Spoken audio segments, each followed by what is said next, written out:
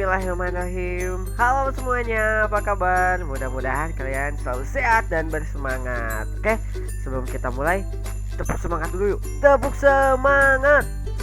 Sema Semangat.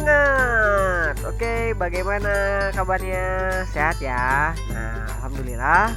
Sekarang kita telah menginjak pada tema 2 ya, yang kita akan bahas mengenai unsur-unsur dalam dongeng. Ayo, sebelumnya udah siap belum nih untuk menyimak pembelajarannya? Siap ya? Kita akan membahas mengenai unsur-unsur dalam dongeng.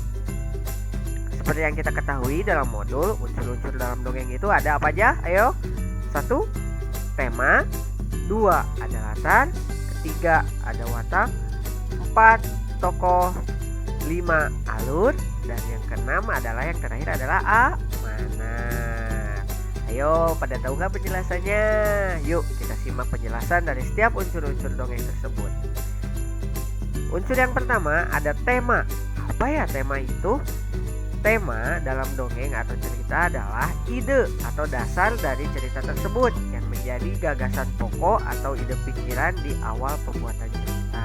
Nah, kemarin kalian telah membaca dongeng mengenai pohon apel yang ikhlas ya. Nah, berarti temanya mengenai pohon apel yang ikhlas, keikhlasan ya. Nah, contoh lainnya tema ceritanya ada mengenai persahabatan, mengenai petualangan dan sebagainya. Masih banyak. Jadi tema itu intinya atau membahas tentang apa sih dongeng atau cerita itu? Nah, itu disebut sebagai tema. Selanjutnya, tokoh.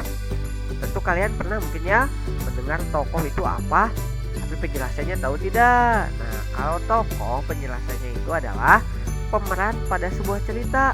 Tokoh pada dongeng dapat berupa hewan, tumbuhan, manusia. Kemarin tokohnya juga ada ya berupa pohon apel. Nah, selanjutnya latar. Latar itu apa ya? Nah, latar pada dongeng atau cerita adalah keterangan mengenai ruang, waktu, serta suasana terjadinya peristiwa-peristiwa di dalam suatu dongeng atau cerita. Latar terbagi menjadi ada latar waktu. Maksudnya apa ya latar waktu? Nah, maksudnya seperti ini. Latar waktu ceritanya itu menceritakan ketika apa? Misalnya ketika malam, ketika pagi, atau ketika sore hari. Nah, itu bisa dikatakan sebagai latar waktu. Nah, selanjutnya ada latar tempat. Latar tempat berarti terjadinya dongeng atau cerita menunjukkan tempat, misalnya di sekolah, di hutan, di gunung, di sungai.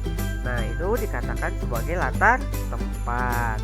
Nah, selanjutnya ada unsur berikutnya yaitu watak. Aduh, watak itu apa ya? Nah, watak itu apa nih penjelasannya? Watak merupakan penggambaran sifat seorang tokoh dalam cerita. Sifatnya ya, kalau yang baik disebutnya antagonis, kalau yang jahat disebutnya protagonis. Nah, jadi kalau watak itu baik hati, jujur misalnya. Terus kalau yang kurang baiknya misalnya pemarah, pendendam. Nah, itu disebut sebagai watak ya. Nah, selanjutnya kita akan membahas mengenai amanat. Amanat itu apa ya? Amanat itu pesan. Nah, kalau penjelasannya ini merupakan pesan yang ingin disampaikan pengarang melalui cerita yang dituliskan. Nah, salah satu cara menentukan pesan atau amanat suatu cerita, cari hal positif atau negatif pada suatu cerita. Nah, ada kuis nih. Ayo, siapa yang tahu amanat dari cerita pohon apel yang ikhlas? Nanti boleh kalian kirim hasilnya WA Japri ke Pak Septi ya. Apa sih amanat dari cerita pohon apel yang ikhlas itu? Oke, ditunggu ya. Nah, yang terakhir, unsur yang terakhir adalah alur. Alur itu apa ya dalam dongeng atau cerita? Nah, alur adalah sebuah struktur yang rangkaian kejadian-kejadian dalam sebuah cerita yang akan disusun dengan secara kronologis. Nah, kalau bahasa mudahnya seperti ini. Jadi cerita dari awal sampai akhir. Nah, itu disebut alur ya. Dari awal terus ke tengah, kok ada masalah. Nah, dari muncul masalah kemudian ada penyelesaiannya hingga akhir. Nah, itu disebut sebagai alur ya.